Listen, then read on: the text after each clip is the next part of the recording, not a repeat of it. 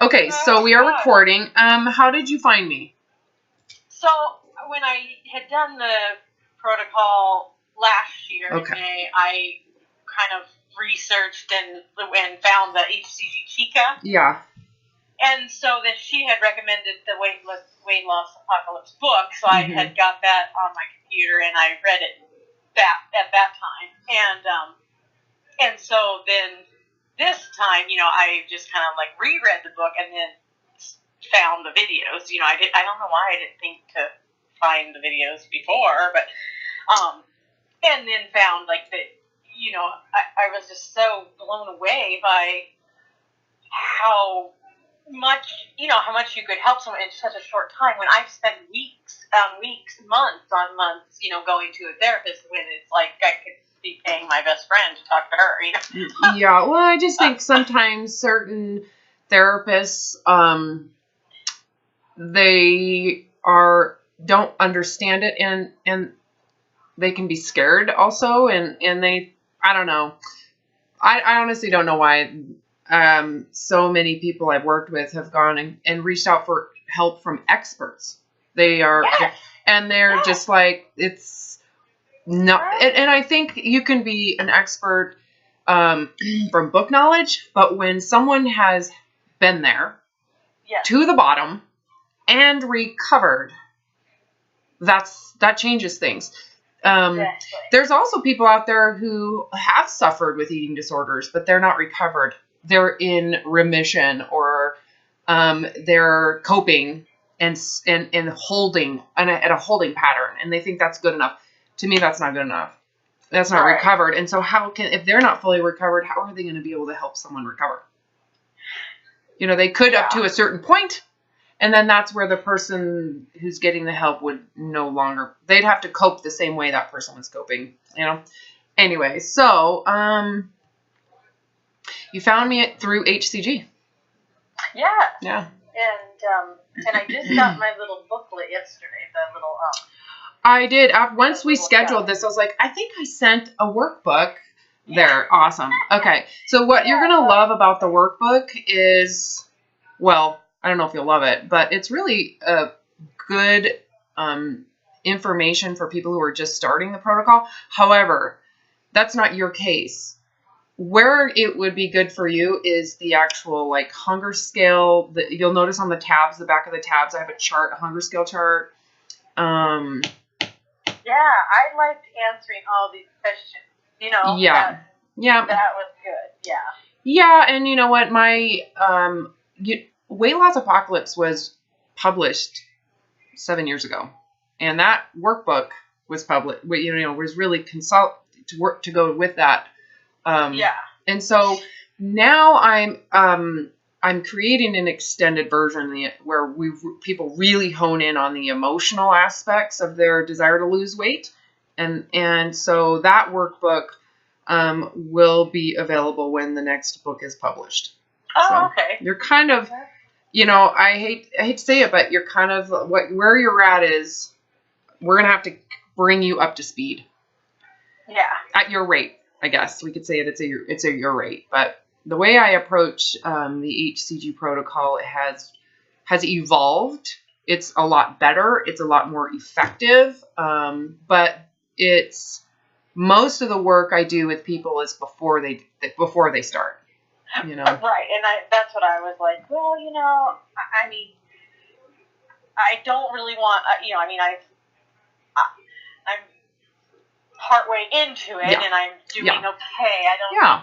Well, and people, stop. I wouldn't suggest you stop, especially if you're just doing fine.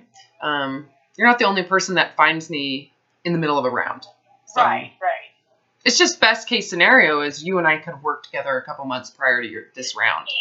Exactly. And so. I was like, oh darn, bad timing, but. It is what it is, and I can, well, and we can still do this work together while you're on the protocol. There's just a degree of stress that you'll have transitioning off of this round that we'll have to work through that might have been prevented with work ahead of time. It doesn't mean and even if we did work ahead of time, the stress that people experience transitioning off of the very low calorie protocol into reality, and then from that transition phase into real reality is going to be there if you haven't really relaxed your emotions around your weight. So either way, the goal at this point is to relax how you feel emotionally about your weight and weight loss and weight gain. So, because if you can relax around that outcome, how do you think that will affect your relationship with food when this is over? Well, right. Hopefully it will be a better relationship because I would be doing it for the right reason. Well, you won't be so compulsive about your weight or the restrictions, right? If you're relaxed about it and more open-minded about it, you won't be so controlling and impulsive. Right. Makes sense. And that's where people get the risk of overeating comes in. And you can imagine, take all this emotional stuff aside. When we look at the physiology of the Dr. Simeons HCG protocol, it's probably not the best idea to start binging after you do a very low calorie protocol. Oh, right. Right. No. And so, but your emotional, the probability of it is much higher when someone is emotionally charged about their weight in any direction. So my goal with people I work with is like, not just to work with you emotionally and to help you resolve these issues and to guide you there, but it's also to align your body with you in the least dangerous position.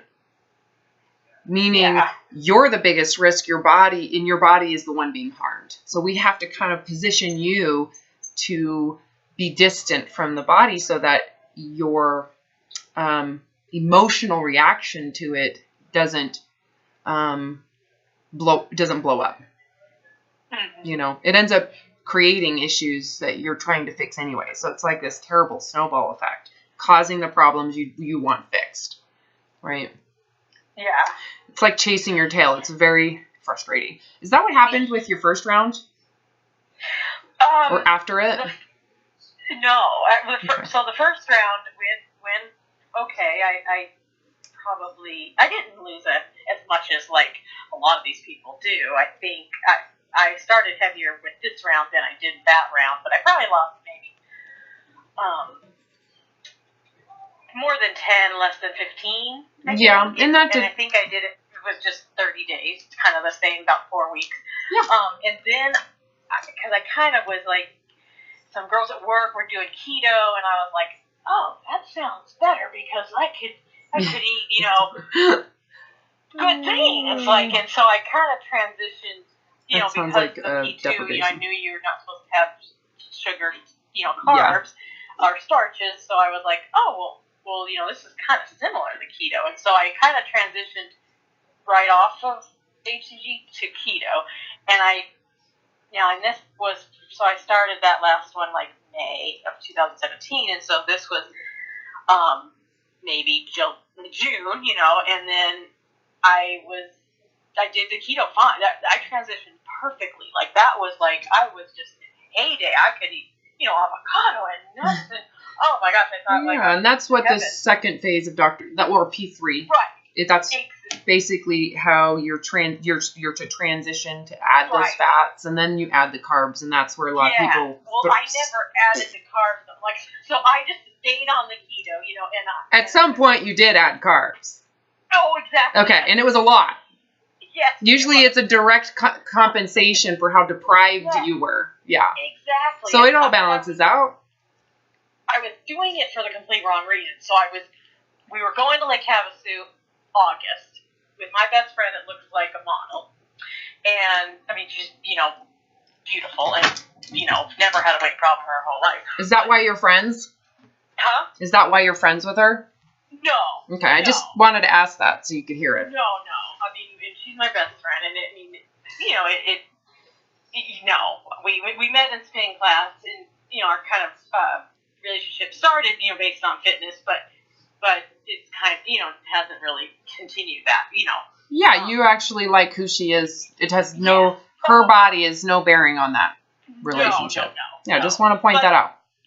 But, I'm just sitting here in my head thinking, okay, I'm going to be in, like, Havasu in a bathing suit, next to her. And like, so that was real motivation. Yeah, you didn't want to feel inferior. Right. Or just I wanted to feel good, and so or you didn't want to feel inferior. Exactly. Yeah, that's what that is. And so anyway, I was good, until we went to Havasu, and I felt great. Great, and then when we were there, then we're going. The kids want all this, all this crap. So go to the grocery store, and it's licorice, and all this stuff is in the house. And I was fine for we were there like 10 days. So the first few days I was fine, and then I started, okay, I'll just have just a couple bites. Yeah, you were probably feeling restricted and separated from reality, and you wanted to not focus on it, not think about it, not have any shame or guilt. You just wanted to enjoy yourself and not make food the center. Yeah, because what happens when you're overly restrictive, especially for a long time, and you're supposed to participate in reality, is it puts you in a position to feel separated or disconnected from participation.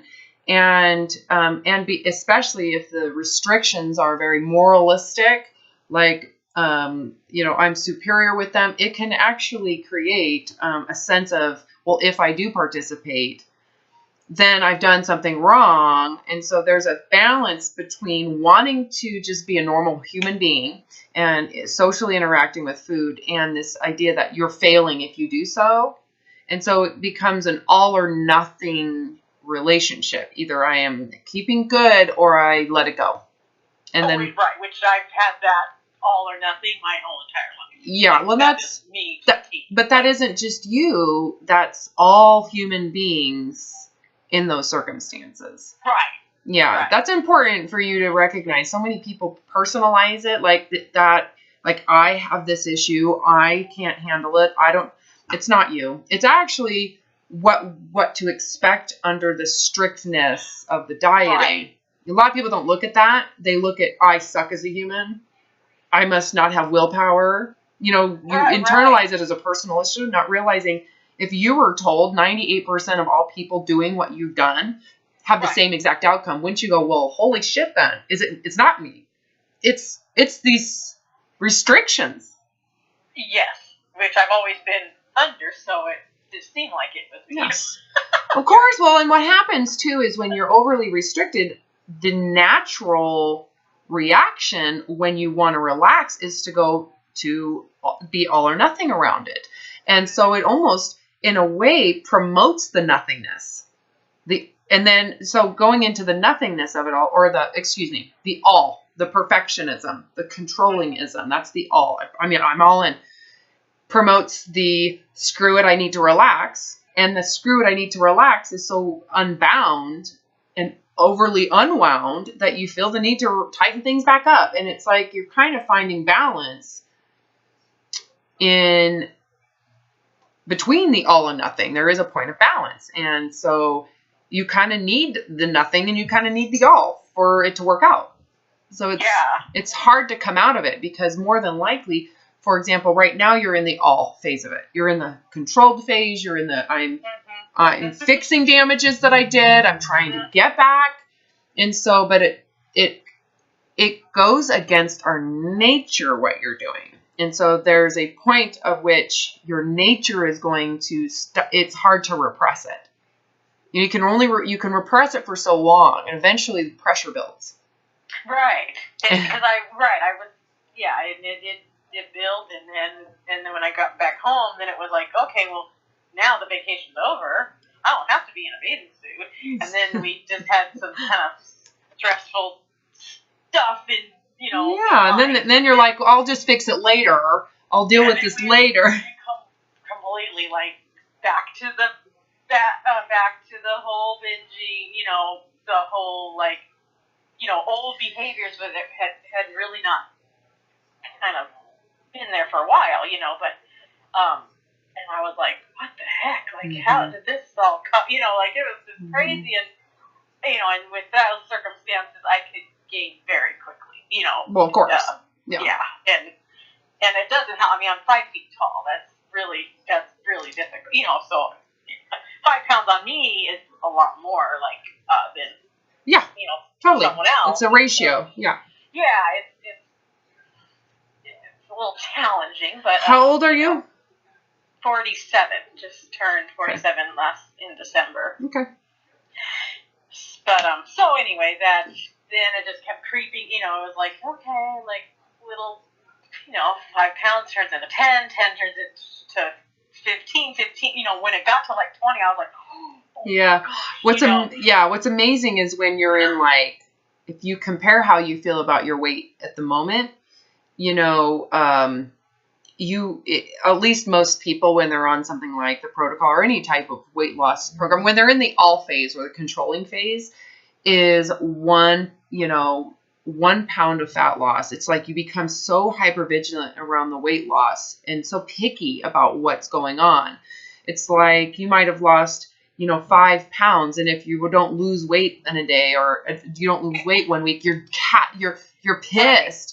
So the weight is magnified in terms of how important it is. But when it's time for food to be important, you give a shit about your weight. You're totally fine gaining 5 pounds. Whereas 2 weeks ago, you were hyper vigilant around and critical that your body only lost 2 pounds. But now you're okay gaining 5, right? Do you see how psychologically how your weight and food are absolutely kind of creating this distorted and twisted back and forth relationship around, I would rather have food. I don't give a shit about my weight. I would rather lose weight. I am totally controlling my food. And so how you can go flip flop around it's like a how roller coaster. That's my whole entire life has been. Yeah. It's miserable. Lengths of time, between, but at different times. Yeah. It's completely been that up and down, and then you get to that, you had talked about that desperation mode, and then you're willing to do, and then it's like, okay, I gotta find the next fix. I gotta find when you're ready, when you're done with the food now, I'm ready to control it, and I'm pursuing the body image now. So it's kind of like, have you heard any of the videos where I talk about codependency and the drama triangle? Cartman's drama. I haven't heard the drama triangle. I kind of heard a little bit of codependency. So the drama triangle was created by a psychologist out of California. His name is Karpman, Dr. Karpman, Karpan, Karpman, and he noticed that working in codependency, which is what he studied and what his focus is that it's very predictable around 3 different relationships. There's a relationship with the victim, the person that's weak, can't handle it, and needs help. The victim is always seeking a rescuer that comes and helps them and fixes everything for them and takes care of them. And the rescuer is protecting the victim from the victim's persecutor, which is the object, thing, or person that is causing the damage or that's creating the problems or the drama, right? So again, there's a victim, there's a rescuer, and the persecutor. The victim is the center of everything, okay? So when you're looking at how you relate to your body, you could say you are a victim. Your body is your persecutor. And when you're persecuted by your body and persecuted by bad food, who's your rescuer? The diet. Yeah. You see that clearly? So hold on a second, because when your life becomes, when you're in reality now, because the diet, you could say, is trying to put you into an isolated vacuum of non-reality, right? That's what the goal is to isolate you from any reality so that you can control everything. That's why everything is so controlled, is to kind of keep you from a reality. So the diet at that point is your rescuer. It's going to save me. It's going to help control my environment. It's going to help me lose this weight because I hate my body, which is persecuting me and destroying my life, right? Making me feel inferior. So it's going to do all these things for me psychologically. So, but at some point when reality hits, all of a sudden the diet feels like it's your persecutor. It went from rescuer to persecutor. It's too strict. I'm now withheld from my family. I don't really get to enjoy myself. It takes constant thinking. I don't want to think about it anymore. And I always feel bad about myself and bad about food. I'm sick and tired of this shit. So now you're persecuted by your diet, right? And what's your rescuer? Food. You got it. So the sucky thing about it is you are the perpetual victim in all of it, and that leaves you powerless. So you end up being codependent with both dieting and food. And those two are like, it's so dysfunctional when you think about it. It's like, I know, and it is kind of funny. Oh, God. But when you're in it, it's just miserable. Because you really do live in constant sense of failure. Because you have a sense of inadequacy and failure and fear of feeling inferior with your weight and your size. So emotionally there. And you're positioned to think that your body is worse than it really is. Like, oh, I'm so uncomfortable. It's really probably not as bad as you're making it out to be. And then the other thing is you're positioned to be a victim with dieting, which means that any sense of deprivation feels terrible. It's a real shitty position because you need the diet, but at the same time you need food. In the end, which one do you think your, survival mechanisms in terms of being an animal, which do you think is going to win out in this kind of like game between dieting and access to food?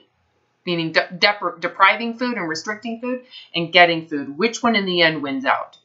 Getting food. Yeah, I mean, if you think about it, you're like, well, yeah, that would make sense because we're animals. Like, right.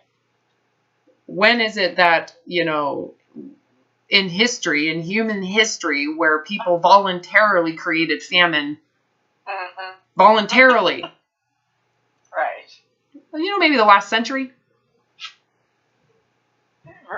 Yeah, I mean, in all of history, when no one would wants that. Yeah, I mean, our wiring is not to do that. It would happen. We would be farming, harvesting, preserving. I mean, that's what most. If you look at just what was part of human relationship with food, it was never to intentionally deny or withhold food first. Right. Why would you do that? Even if you had abundance, it was preserved. Because there was an awareness that this, the winter months are coming. There might be famine. We need to make sure we have enough food to feed the stock, feed our animals. So there's always this awareness of making sure we're good with food. And that hasn't changed. Yeah, and it's in much more abundance these days. Yeah, it is in much more abundance. And if you look at your behavior, let's just take a step out of this and look at you as an animal. What do you think your behavior with food indicates? Does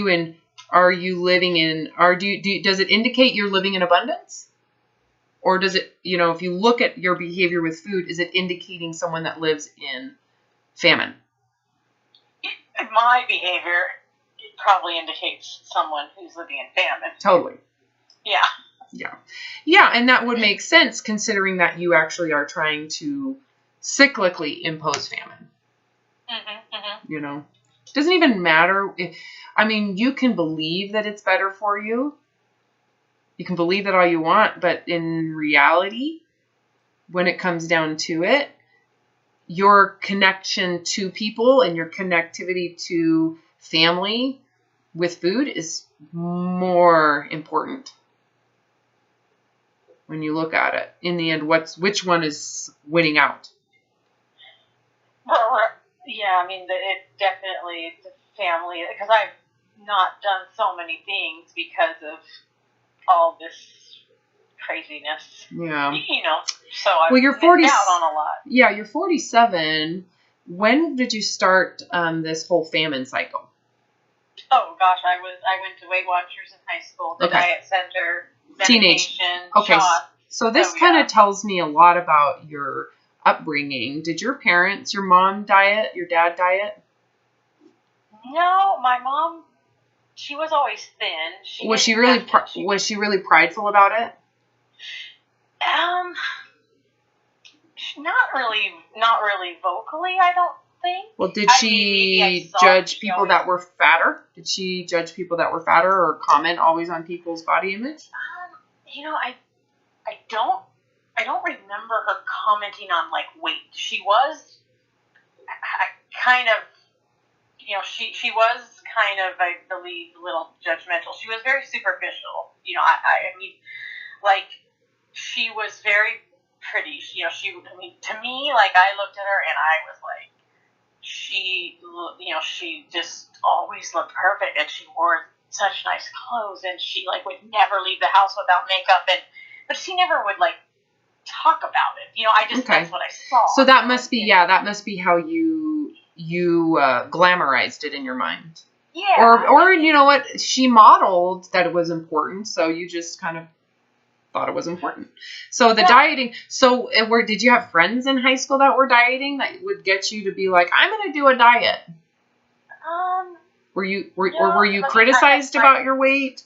My best friend was heavier than me. But all my other, I had two very good friends that had weight problems, and pretty much like everyone else, didn't really. And I mean, I was trying to think about it. I can't really remember like anyone specifically teasing me about my weight. No, it was when I was in grade school, boys were, they were mean just because they were boys, and they would like throw rocks at. Yeah, teasing and. Yeah, okay, so it just sounds like it's like cultural dogma you just internalized, because I'm assuming you were in grade school in the 70s and 80s. Right, I graduated high school in 89. Yeah. And I grew up in Huntington Beach, California, so I had to see all this. It was like the worst place. Yeah, well, what it does is it glamorizes it's glamorizing this idea that your sexual attractiveness and whatever that ideal is, it's glamorized as something that if you can get that, you're going to be a part of the glamour, and you'll be promoted, and you're seeing that and how people are treated, and if you're not aware of what that is, you're going to internalize that. I did the same thing. Oh, yeah. Why wouldn't you? I mean, we're so naive, and when you're young, you want to fit in. You want to blend into your group. Blending is a survival mechanism, and it's something that when you're feeling vulnerable to being criticized like you do in junior high and high school, it would be understandable why you would want to blend. And part of blending in a culture that glamorizes and makes superior thinness, especially in women, is that it would make sense why you would think it's good to want to be thin and to gravitate to, and that's where people wouldn't say, why are you here at such a young age? And I bet you anything in high school, if a girl came to you at the size you were, would you take her money and say, yeah, we're going to help you lose weight? No, because I was not like obese. Okay, you're making my point. You're making my point. Imagine, people at that point had no clue the psychological impact and what would drive a young teenage girl to start dieting. They just go, you're right. You're doing the right thing by wanting to be thin and starting younger, not realizing that they're just setting you up for a lifetime of obsessiveness to get something that's unreachable. And that requires you have eating problems. Yeah, I mean it. And I was, like my sophomore year in high school, I was bulimic. Yeah, so that's dieting. That's extreme dieting. Mm-hmm. And, but, and when I was even back in grade school, like, I think I put it all on myself because I'm 5 feet tall. I didn't grow anymore since after 5th, 6th grade. Yeah. I stopped growing. And I'm not like a 5 feet tall, little tiny like Asian, little tiny. I was 5 feet tall with stocky, with muscle. Like I was always very athletic. And like a cheerleader.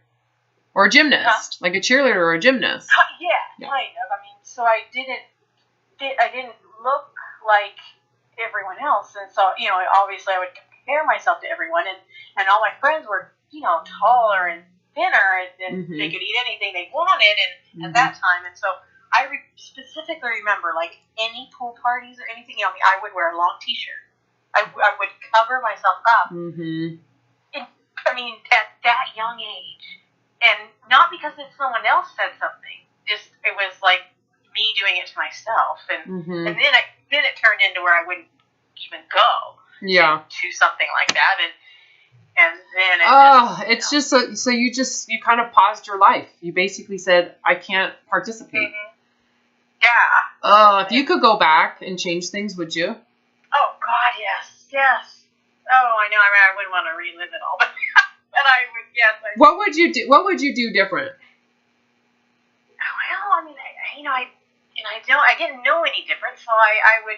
Yeah, but if you knew what you know now, would you put an entire pause on your life like that? No. Especially your childhood and just being a teenager. Yeah. Well, don't you agree? You'd say, screw it. I'm wearing a freaking bathing suit and I'm jumping in the pool. They can screw off. Right. I wouldn't care as much what people thought of me. I wouldn't care about everyone liking me. I wouldn't, I would speak up for myself. Yeah, take care of yourself and direct your life, right? You wouldn't care what people thought. You wouldn't care what else. I wouldn't compare myself to every single person. Yeah, you would just accept yourself and accept it, right? Yeah. Okay. I never, ever could. Ever. So, well, your wisdom is there enough to say, oh, I would not do that again. Oh, right. Okay, so I want you to know that remember when I said to you, oh yeah, I've been emailed and told that I look like shit. And my answer was like, but the good news is I don't care. Yes. Okay. You can connect with that. Yes. I don't care. The goal here is that you start living this way now. Right. And it's with the body you have now. You've been hiding and pausing your life, I'm assuming, since then. And it's always in relation to when I'm thinner, I can push play. When I'm fatter, I have to push pause. Yep. But, exactly. Yeah, but if you're thinner, you have to push pause in reality. Because you can't go out. You can't participate. Because you have to remain steadfast in your food restrictions. And being out in reality is just tempting. Well, see, mine was kind of the opposite. Well, I know that. But the reality of it is, psychologically, is that if you're to remain thin, you're not supposed to go out. But what happens in your reality is you say, screw it, I'm going out. And that's when you gain weight. And then you gain too much weight and then you hide. Right? Does that make sense? Yeah. I mean, that's like the times when I was thin, that was like what I equate to the happiest times in my life. Like when I was most happy and I was free and like, that's all a big fantasy in your head. Right. I know. So don't, that's not even real. That's when I believed I reached the destination. Yeah. But I actually, right, inside I'm miserable. Yeah. Disconnected. You're not even participating. Your energy is low. I mean, you might be like in your mind, high as a kite on the superiority or thinking, I'm winning, I'm doing it, I'm approvable. But the truth of the matter is the world around you is moving and you're just in lockdown. You're living in a jail cell. Mm-hmm. So there's the jail cell of in a thin body, and then there's the jail cell, right, of you thinking, again, we go victim to victim, persecutor to persecutor, from I'm persecuted by the restrictions because I have to live in isolation, or I'm persecuted by my body fat and I am living in isolation because of it. Yeah, it's always one or the other. Correct. It's psychological isolation to restrict food, or it's reality isolation because you're like covering your body up with that big t-shirt. Mm-hmm. Right? Living with trying to live like you are hiding. It's like, you know how animals that are scared, they either, go into their shell. Yes, that's what you're doing. Mm-hmm. You go into your shell when you think you're too fat, And then even if you don't think you're too fat, you can't leave the shell because it's too tempting. So there's probably a gray area between when you're thin enough to where you feel like, fuck it, I'm going to get my food and live in reality. And then when you gain the weight back to where you start backing back into the shell. Yeah, because whenever, you lose the weight and then, you can wear cuter clothes and smaller clothes, expose more, and you can go out and have fun and you get too comfortable, then you're confident and you're feeling good, and so then it's like little by little, oh well, I can have it, and then it. Well, okay. So what you're saying is, I go into reality. I feel like I'm there. I hit the destination, but as soon as I go out in reality, I can't handle the food restrictions. Right. I start you start being a normal human being. You start to live in reality. So in order to maintain the thinness, this is maybe something you've not really done yet. And I hope you don't do, because it's actually terrible. But you've not stayed in isolation to maintain your weight loss. No, not for a significant amount of time. Yeah, because it's fucking crazy. When people go into restrictions, they do it with the intent of the reward. Why would you do it otherwise? Why would you isolate yourself? Why would you do it because you believe there's going to be a reward. So when you get a certain weight, when you lose a certain amount of weight, there comes a point where there is no more weight loss. But the problem is that you have to maintain those restrictions to maintain that weight loss. So again, the destination that you're dreaming about and fantasizing about and getting high as a kite on, right? You're literally like in narcotic heaven when you think you've reached this destination of thinness. Mm-hmm. The problem is when you set out to reach it, you didn't realize it requires continuous isolation permanently to stay there. Yeah. That's the problem. And most people don't. Yeah. When you fantasize, that's why it's so amazing when you fantasize about it. It's because you didn't add the fact that, well, in order for you to maintain that, the way you get there has to be there permanently. So the way you eat, the way you behave to get to that loss has to be there permanently, even if you're not losing weight anymore. It's just necessary for you to just stay the same weight. So you kind of have to add a degree of paranoia once you get to that weight in order to maintain it. Mm-hmm. Just think about how that would feel because what I'm sensing is that when you get there, you relax and you go, I did it. And you kind of have a party for yourself. Oh, totally. Okay, I'm like a wild woman. I know. Out making up for all that lost time. Yeah, because you did it and you're proud of yourself and you're in your mind always thinking, oh yeah, I'm going to go back to the cage. I'm going to go back to that cave. Right. But right now I'm excited. And like my best friend, she was like, do you not see, she just, I wish you could see yourself the way we see you, because she's like, you do not see that you're just as fun out if you weigh as much as you weigh now versus 20 pounds less. Yeah, no one cares. No. It's all in your mind, right? I'm like, no, that's impossible. If we went to have a suit right now, I wouldn't even go, and I wouldn't be in a bathing suit. And she's like, okay, her husband, Scott, she's like, never once ever has he said, oh, Karen's not as fun because she's put on a little weight. I'm like, but I am different. The problem is that when you probably change when you get to the point of, oh, crap, you're probably not that way as you're gaining. It's to the point where you think, I now have to stop. There is so it's not all or nothing. You're living mostly in the gray, which is amazing, to be honest with you. And the other thing is they probably, when you're in your thin narcissism, if you want to call that, they probably don't necessarily see the narcissism in you, even though it's clear to, let's say, your husband. Yeah. Those subtleties. It's a subtle, I want everybody to compliment me and I'm showing off a little more boob than I normally do, or I'm cinching my waist so that they'll make a comment. They don't know these things, but you're doing these subtle things to try to get that I'm special or superior or someone compliment me. They don't see those subtleties, and they also don't see the subtleties of you getting into your turtle shell. You feel Right. those things. You feel it. And that's the thing that they're not experiencing is the shame that you feel. You know, Yeah. and you're probably not social, so they're not exposed to that shame. You know what I'm saying? I mean, I haven't seen her husband since August.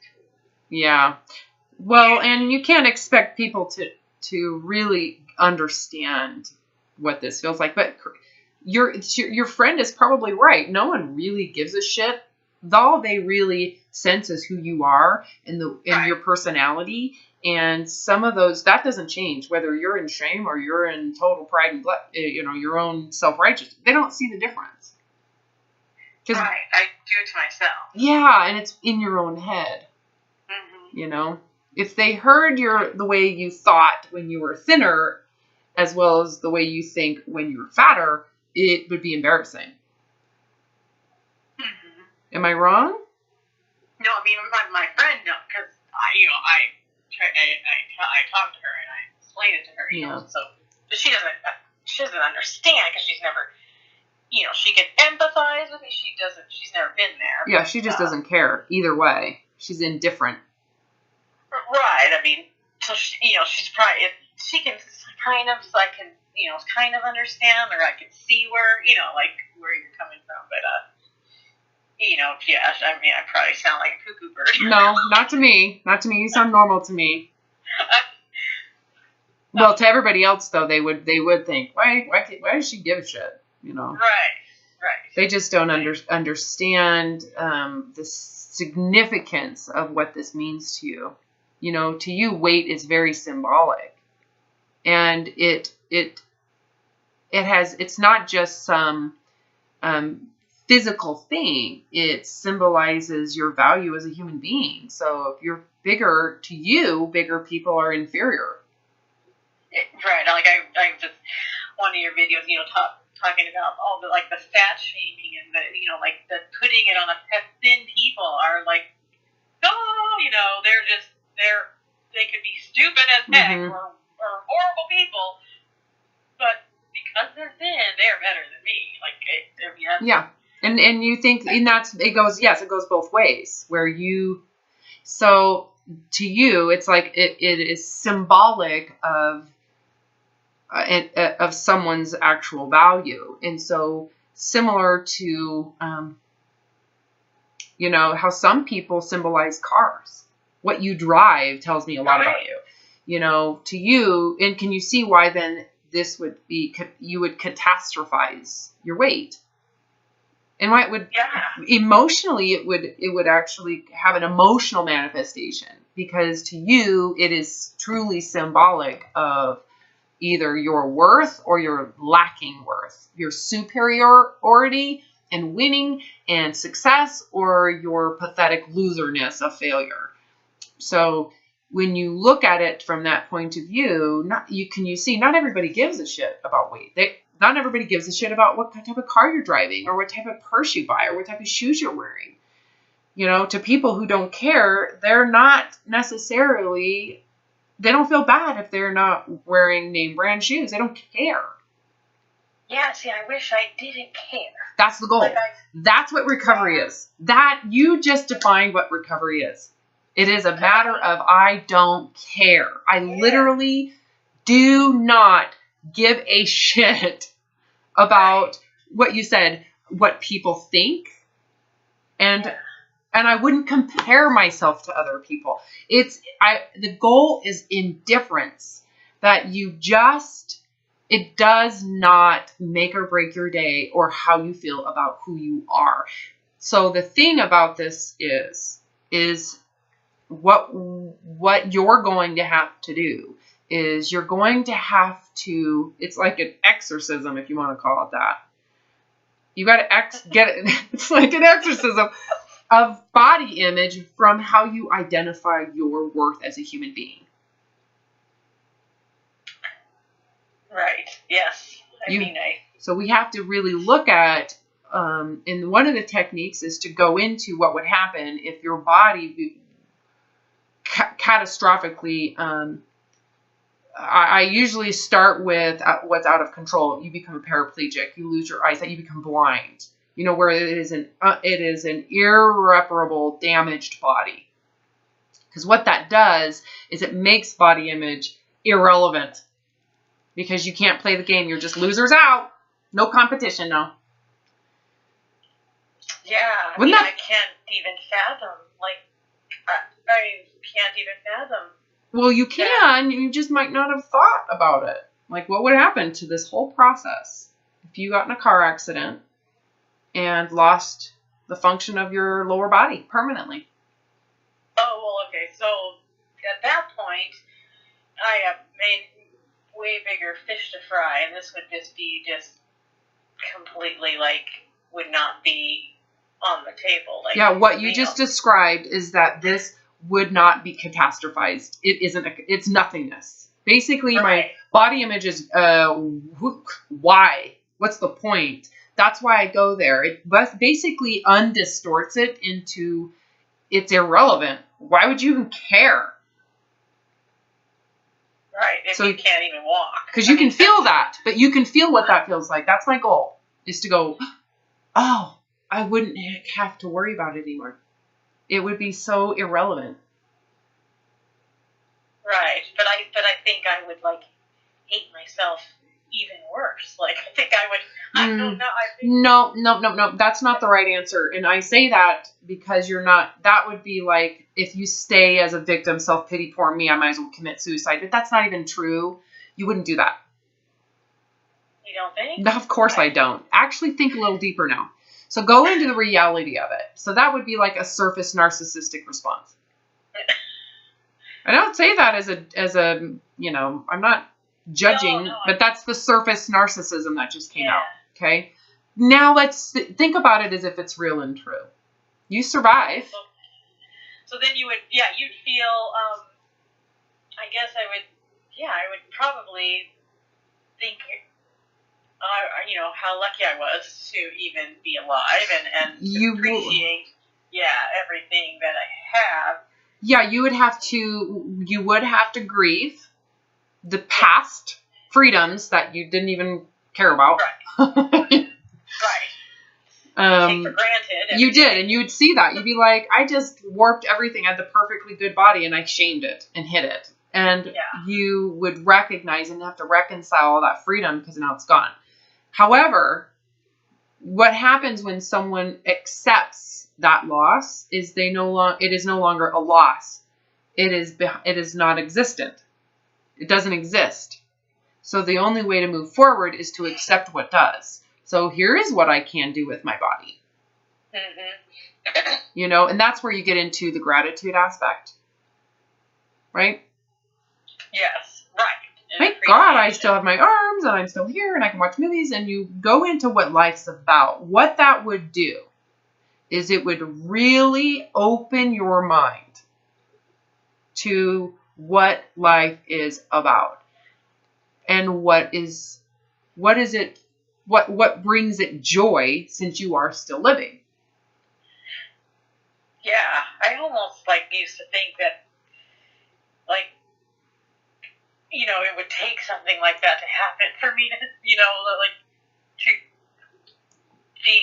get out of this. Yes, and it's kind of true. I'm not going to lie. It is true what you just said. It just isn't going to be a physical catastrophe. You have to look at this as a psychological evolution. You have to evolve. And to do that, you have to kind of surrender what you're getting out of the idea of thinness as the end-all be-all of life. So if you surrender thinness, what is that going to feel like? Like you freaking lost your legs. I guess. Right? I mean, think about it. I mean, let's just compare the two. You will never, ever be thinner. Like any weight you're losing it's gonna come back. So whatever weight you were before this round, that is the weight you will be for the rest of your life. Tell me how that feels. Depressing. Compare that to the first response you had to lost your legs forever. It should be unequal. It should feel equal. Yeah. That says a lot about how emotionally connected you are to that thinner ideology as the only thing that's acceptable. Because there's been time, I mean, obviously you can relate. There's been many, many, many times when I've thought,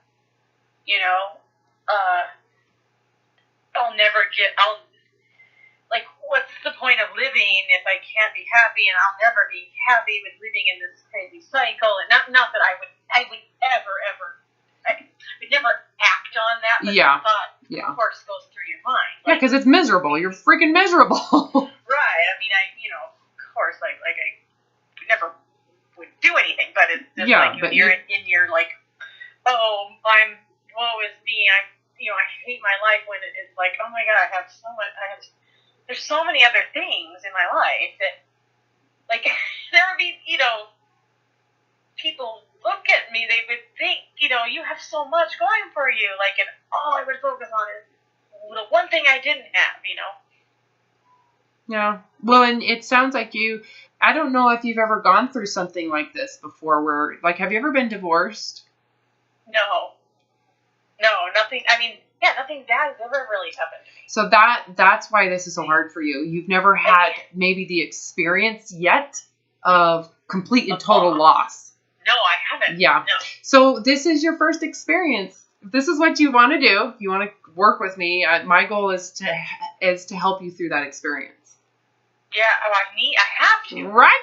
Well, you're getting the sense that if I want to not this to be my life's calling, is my purpose in life is to constantly fight my body to be something it's really not, then I have to let this go. The only way to let this go is to accept the body as it is. And meaning not even just as a blank, permanent, single weight, it's whatever it is, which is all over the freaking place. What is it going to be in pregnancy? What is it going to be in menopause? What is it going to be when I'm older, when I'm 80? What is the body I'm in? And at some point, I'm going to look back and go, what happened? Why was my entire life based on this body? Because at some point when you die, you're going to disconnect from it. You're going to leave this body. You're going to leave the name that you have. You're going to leave this life. You're going to leave the family. You're going to leave everything. Death is there. And I want you to imagine the moment you disconnect from this body, what you have to disconnect from. Your entire identity. And when you do that, open yourself up to, well, what is it? What was this whole I was given a life for a lifetime. Yeah, and I've been wasting it away. Trying to be in a body that you don't have. Right. But you have this one. You have this one. And it is providing you life. I mean, it is conscious. You are interacting with me, so it is doing everything it's supposed to do. Everything. Yeah, and it's I've always been fairly healthy, and it's a good functional body. Right? It may not look the way I want it. Yeah, but that is everything to you. Don't diminish what you just said. It doesn't look the way I want to, so my whole life is on pause.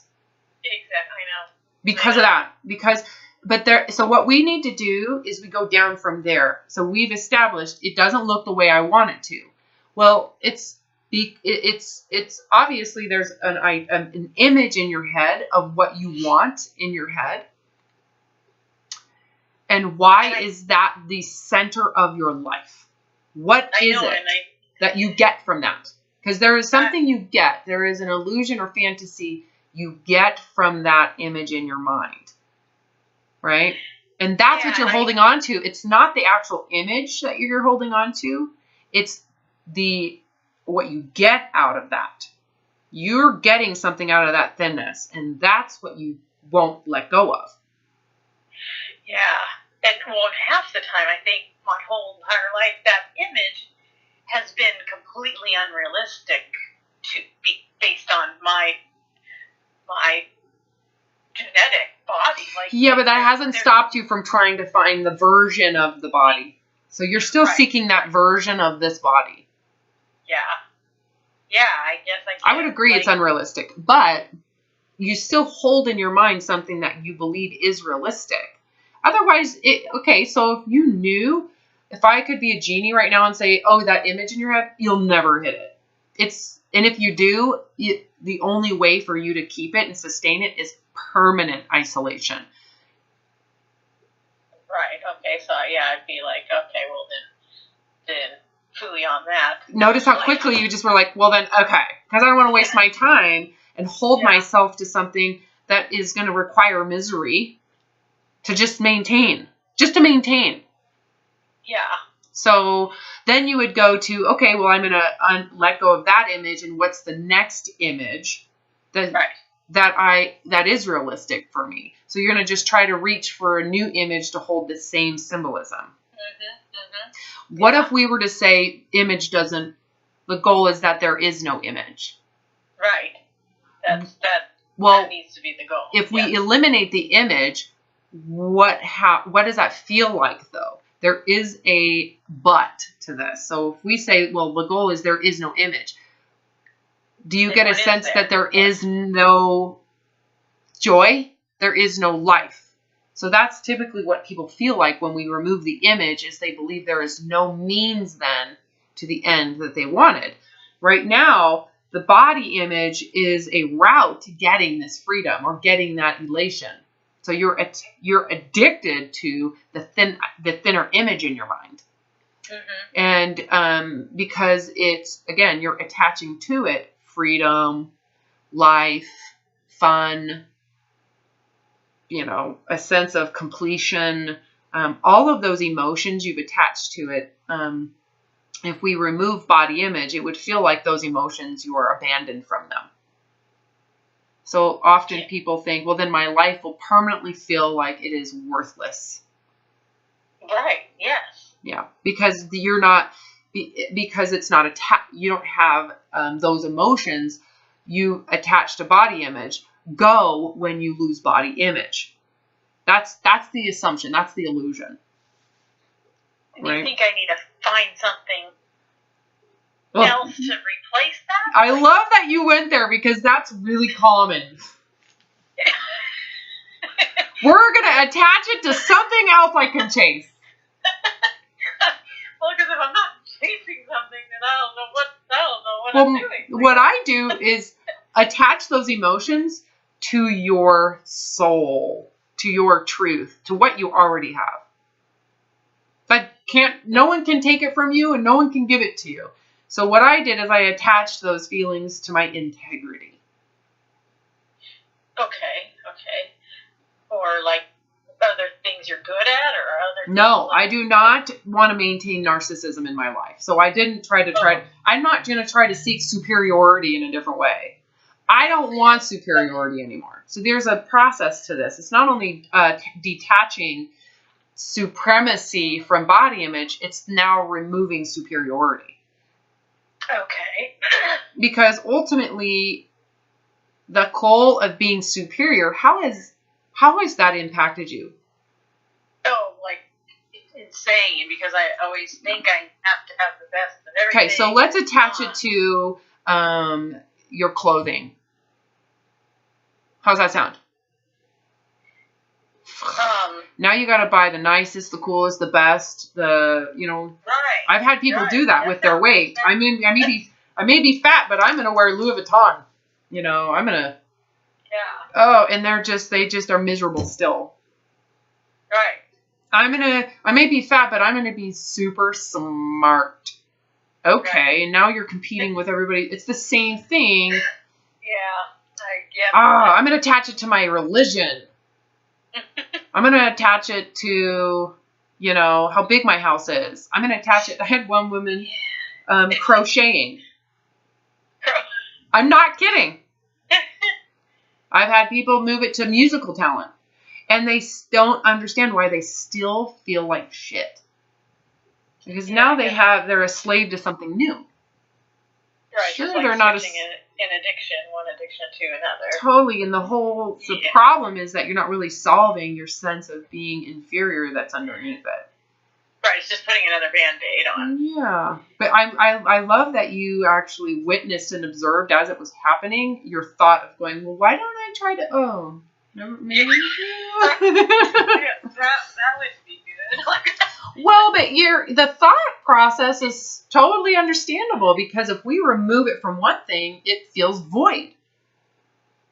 Right. That's when I always, when I would lose weight, I would always spend more money. Like now I can go shopping, and that euphoric feeling would be in shopping and spending money, and it's the same. It's just the same cycle, but something different. So again, I want to go back to the experience of becoming a paraplegic, where there's no alternative. Okay, right.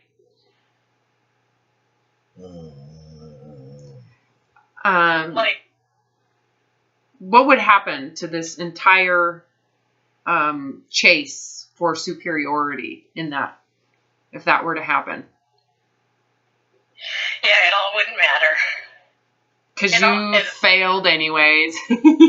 That's the second thing, but it's the most amazing thing is that's like, and I guarantee someone listening to this who is a paraplegic would say, oh, of course there absolutely is stigma, and people discount you as an inferior human being because, you're not a normal bipedal human. You get stigmatized as a failed human.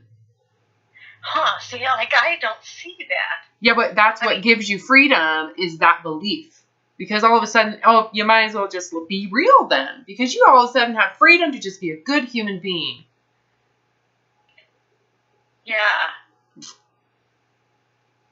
Yeah, that's complex. Like I almost would rather be fat than a paraplegic.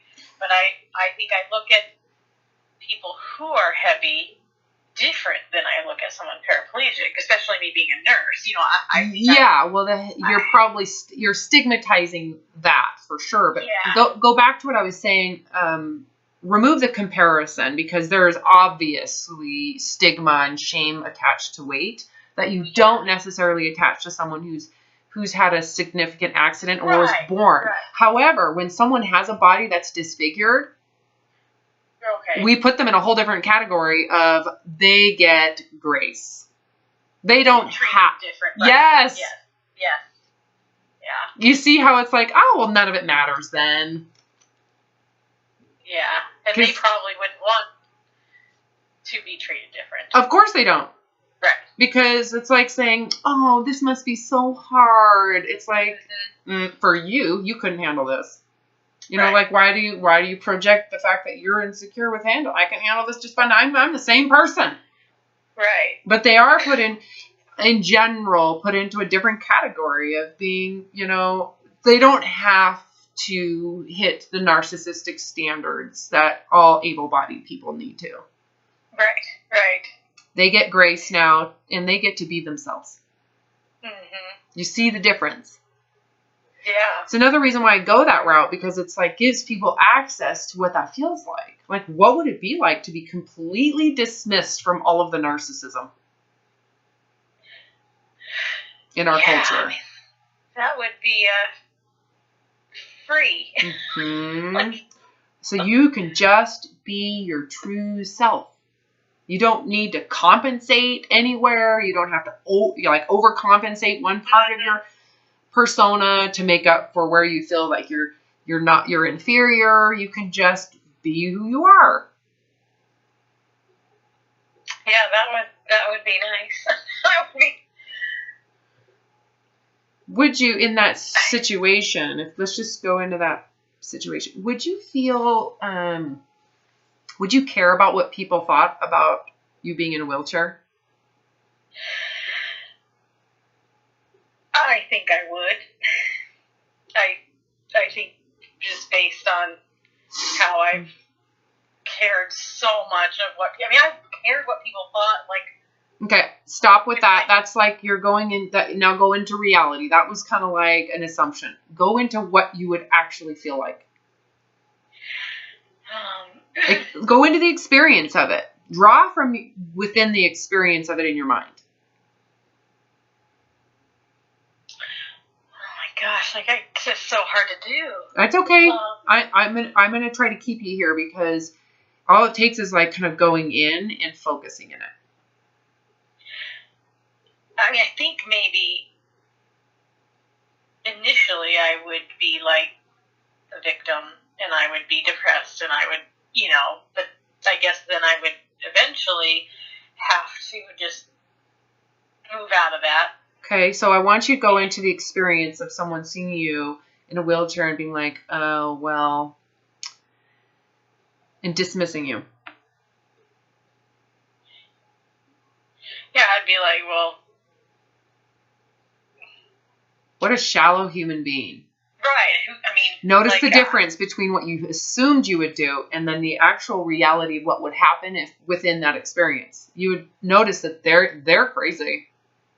They have problems. Right. Do they even know what I've been through? Of course, and they're lucky to be alive. Exactly, and those people don't get credibility. Like you would dismiss them as just special. Yeah.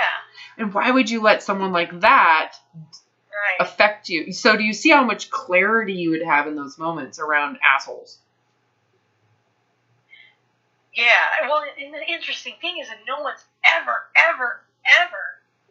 like said anything to me derogatory about my weight or anything. I don't even know why I do that. Because you are derogatory in your thoughts about it, and that you make assumptions and that other people are thinking about it that way.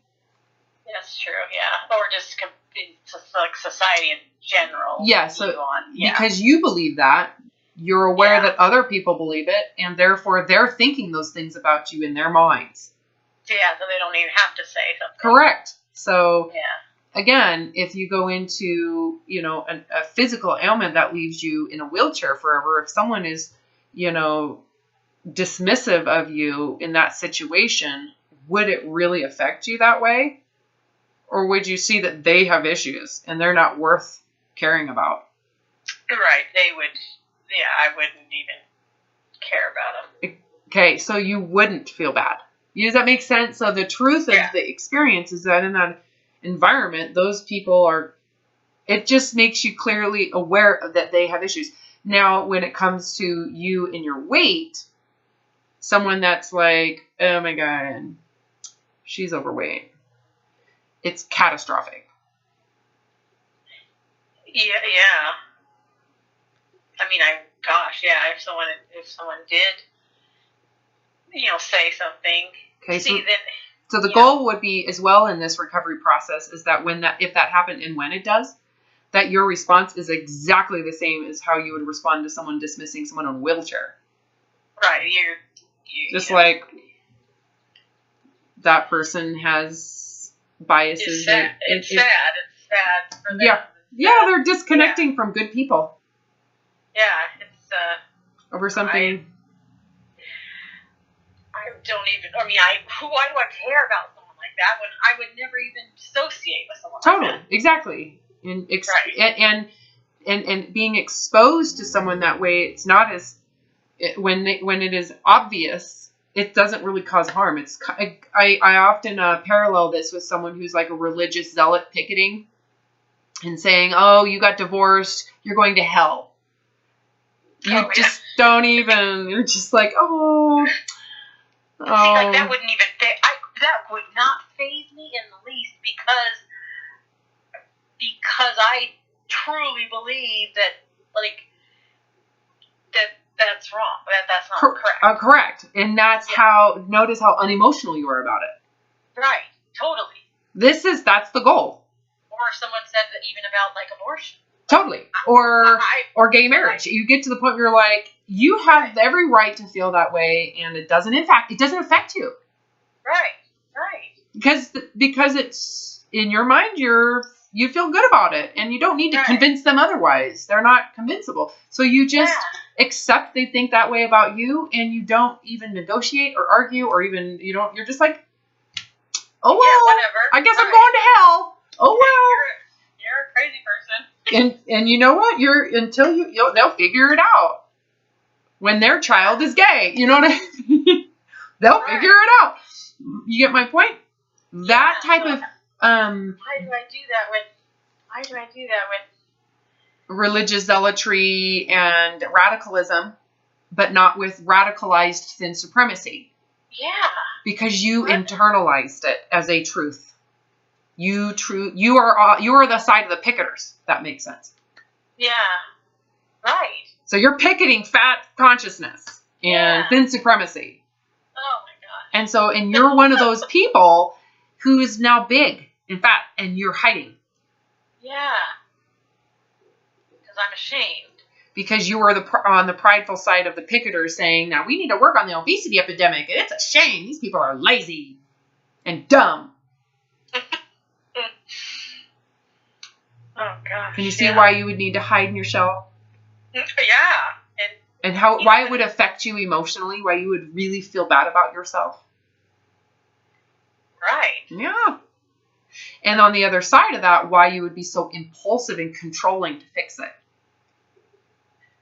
Yeah. And why you would get so much euphoric high losing weight, because it symbolizes, I'm back to my superiority. I'm back to my perfect self, and now I can present myself because I'm meeting these high, holier than thou standards that I am now feeling comfortable with. And those standards of holier high are why you have shame the degree you do.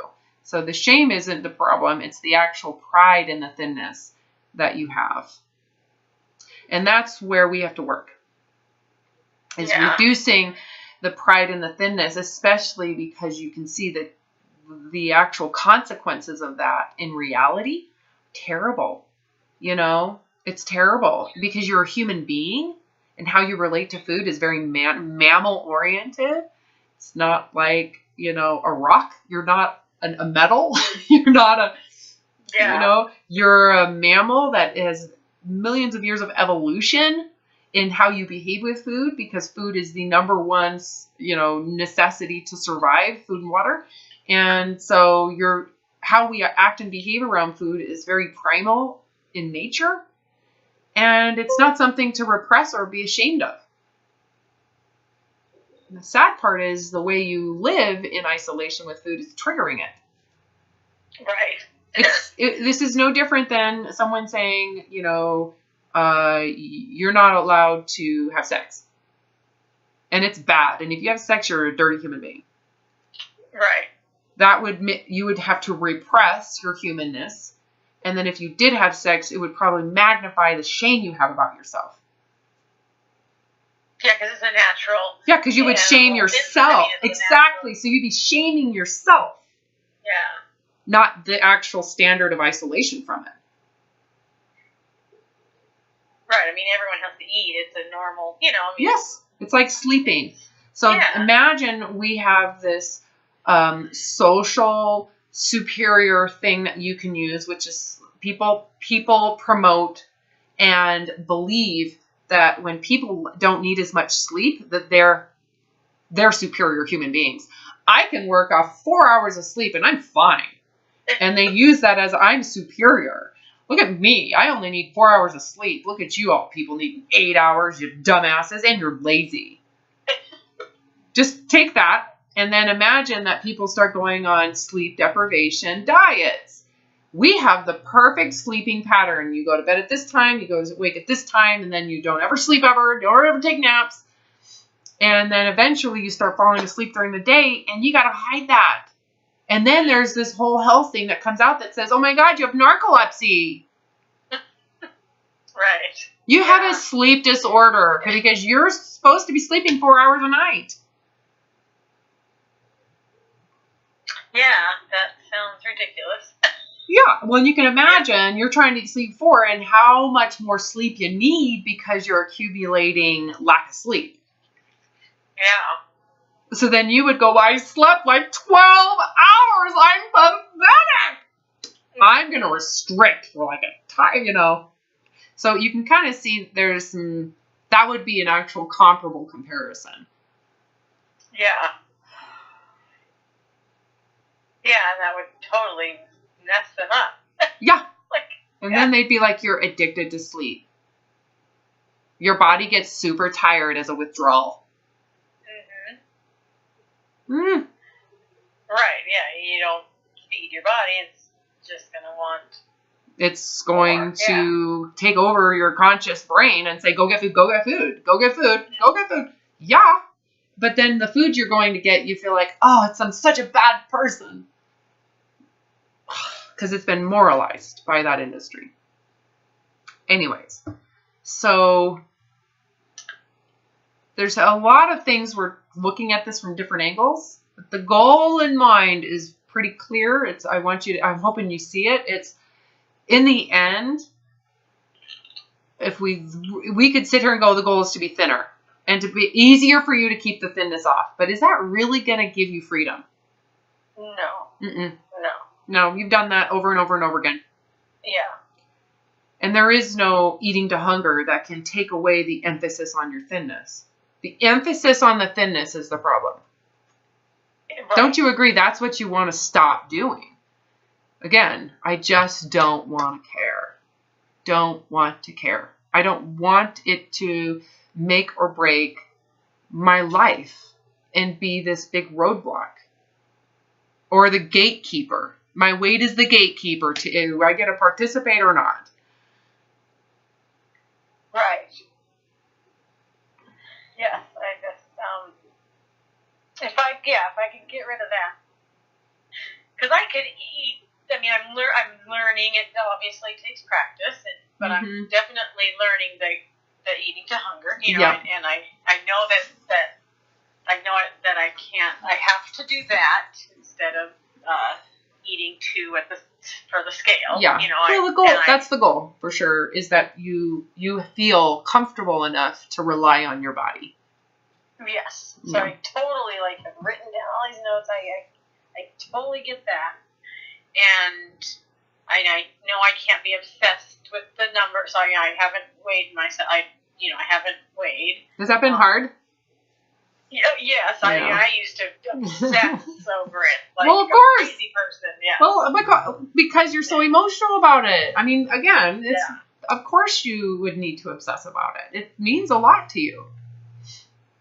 Right, and so I kind of set the scale where I can't see it. I kind of hit it. Yep. And so I know I have to do that part. I know that it's the body of it. Yes, I have to accept. You know, and it was interesting because I was telling my friend all about this, and I was like, this is why I have to eat to hunger, and basically what you're saying is that if I do that, truly do that, then whatever the weight will fix itself, and whatever weight I end up at, that's where that's your body. To be. Yeah. Basically. And you got to be okay with it. You have to be okay with it. And she was like, well, when you were 145 or whatever, 20 pounds lighter, then you still weren't happy there. You wanted to be less. And I'm like, well, but there's nothing more I could do. What more can I do if I'm eating to hunger? The only more I could do would be deprive. And then I'm back where I started. You got it. Okay, you've got that clear. That's awesome that you have that. You're super clear and connected with that goal, or that's the truth. That's reality. I was like, well, what more can I do? I can't. There is nothing. Yeah. Unless you're willing to commit to misery the rest of your life, trying to. Exactly. Right. And that's that part right there. Some people, it's so hard to accept that they go back into that misery, and that's okay too. It is, because at some point they get so miserable that they have to face surrendering and letting go of that thinner body. So when you were 20 pounds less, that weight might not have been sustainable without total isolation. Right. I have no idea really what I've never ever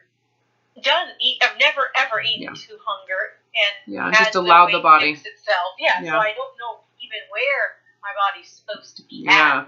Because if you're not restricting, you were overcompensating with food. So either direction, it wasn't natural. Yeah, right. Yeah. And so I was like, I'm just gonna have to accept it. She's like, well, but you weren't happy. I'm like, well, I mean, I was fine. I felt great. I was fine. I just thought based on anxiety and those charts and stuff that I should have been 20 pounds less than be that. less. You know? But even then, even if you got 20 pounds less than that, I'm telling you, you would have still felt the same emptiness. Right. Yes. Yes, you're right. And it would have felt depriving, and you would have become a victim of the diets at that point. And you would have been like, fuck it. Yeah, I mean, I know that now, that like, because it never was enough. You know, it never was enough. And when I got, I would lose 10, and then I'd feel better, but it still never was ever enough. Yeah. Yeah. But if I'm not doing it for that reason, like if I'm doing it to basically free myself from this jail cell, then let my body, like you said, do it what it's supposed to do. Yeah, allow it to be what it really is. Then you're free to not care what anybody thinks, because if you're accepting of the true nature of your body and you're allowing it to be that way, if someone thinks that it sucks and in their mind they think you should be willing to diet again, you'll see the insanity that they bring to it. Just like the person in a wheelchair who's being dismissed sees it in that person. Right. I'll be like, what? I can't do anything more. Like, and this is my body. Yeah. Why are you telling me what I should do with my body that's good for you, that you want? It's not your body. Do what you want with your body. But you're telling me what I should do with my body? Like I should be willing to starve and deprive just so that you can think I'm attractive? Yeah. Sounds like, someone telling you what you can and cannot do with your body because they're not comfortable with it. Right. Mm-hmm. Something that you're very obviously clear and aware of in other areas. And one thing that kind of got me thinking, my friend, we were at Starbucks and we're, now I'm on protocol right now, so I know I have to follow it because of the hormonal consequences. Totally. So I was trying to explain to her about the leptin and all that, and she's like, "Oh, that makes sense." And so she ordered this, like, I don't even know what it was, like some sort of quinoa kale crap, like I don't know what it was, and I was like, okay, so if I could have anything I wanted, but stop when I'm full, like that's not what I would pick. I don't necessarily know what I would pick, but it wouldn't be that. And well, for sure, especially now that you're on this protocol, your mind is not going to gravitate. So in reality, and when you get in, and this is the stuff I do with people before they start, is we live in reality and we live as if there is no weight problem and as if you are never going to lose weight, and we go into living with food as if you're going to gain it too. So it gives them a sense of how to relate to food without all the dangers and the morality ahead of time. And so one of the things that you're not necessarily getting a grasp on right now is that how to relate to food that way. And what I find is, like, you never know. There's times you might want to go get a Five Guys cheeseburger. Another time you might be like, oh, that quinoa salad looks delicious. I mean, it's here nor there. I think I said, maybe at some point I will want that.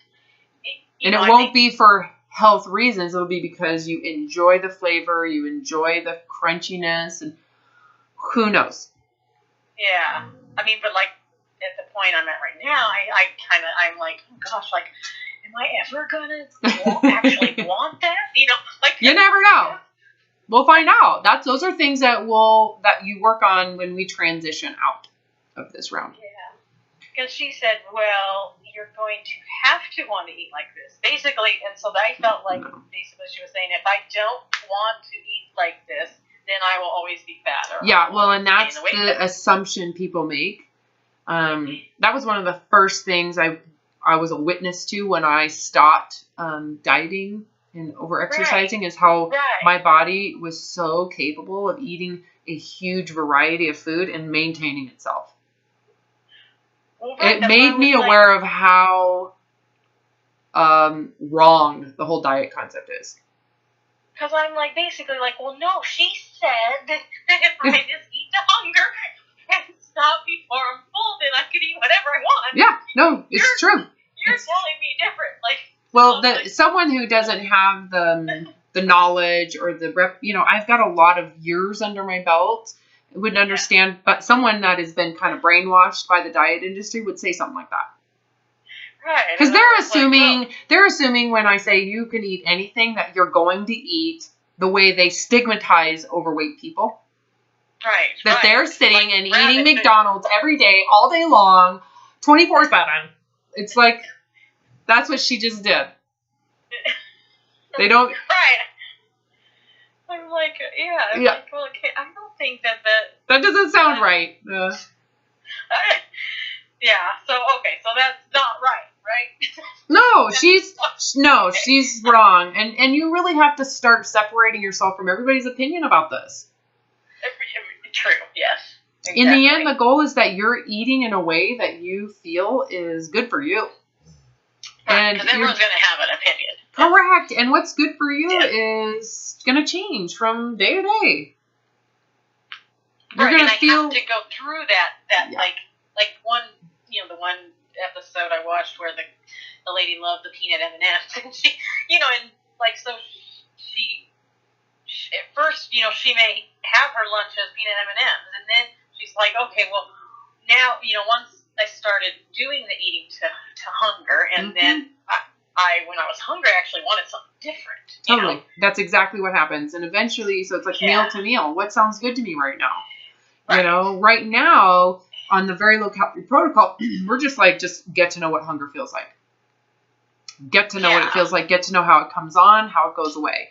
Right now, it is you've got such a precise, under a microscope view of how it's working with very little food, and don't have very much variety. So it's like just getting to know your basic ABCs right now. And then as we remove the HCG and transition into the next phase, it gets we scramble the words up and we start to read words.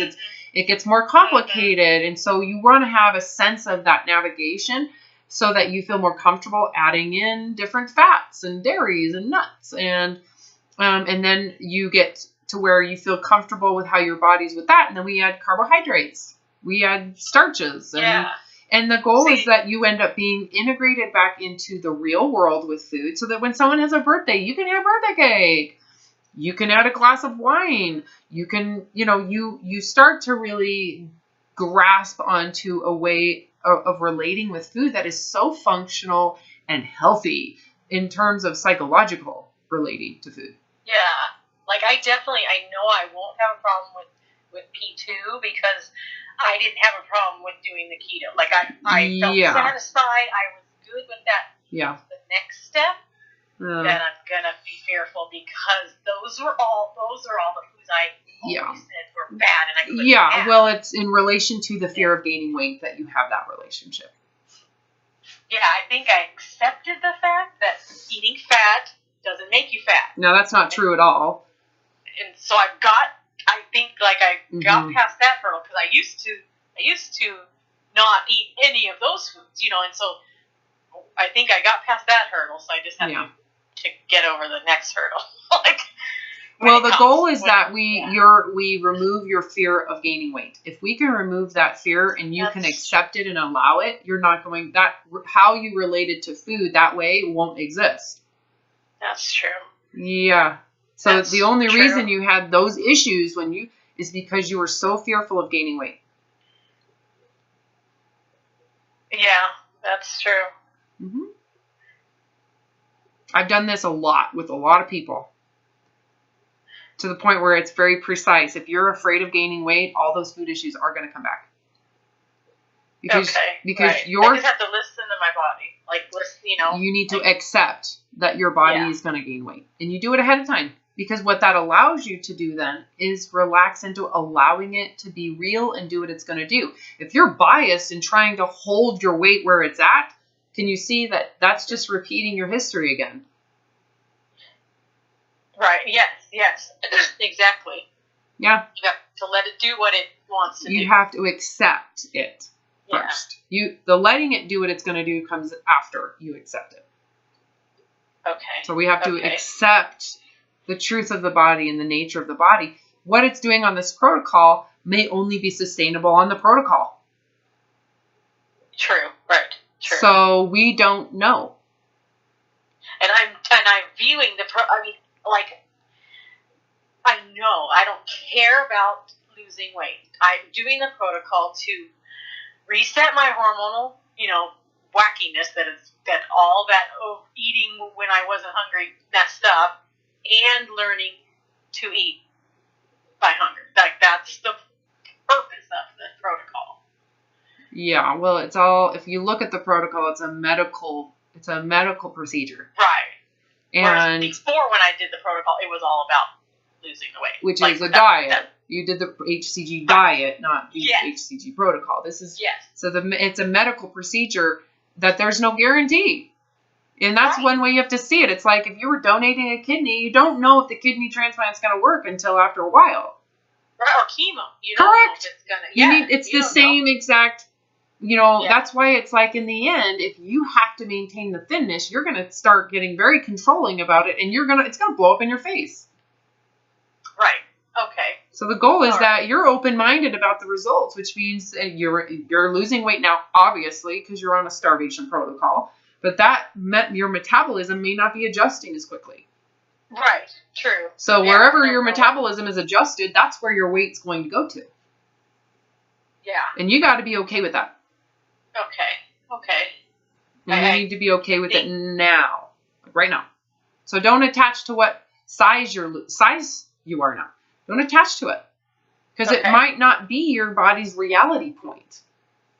No matter how much you want it to be smaller than it is, your body might not be as thin supremacist as our culture. Right. I mean, I totally already know that. Okay, so yeah, I mean that's. So does it make sense to be a thin supremacist yourself? No, I'm totally a hypocrite. Right? Yes. You're hiding. Oh my God, I'm not thin. But it's kind of like, yes. It's so funny. All right. Okay. So should I meet with you again, like when I'm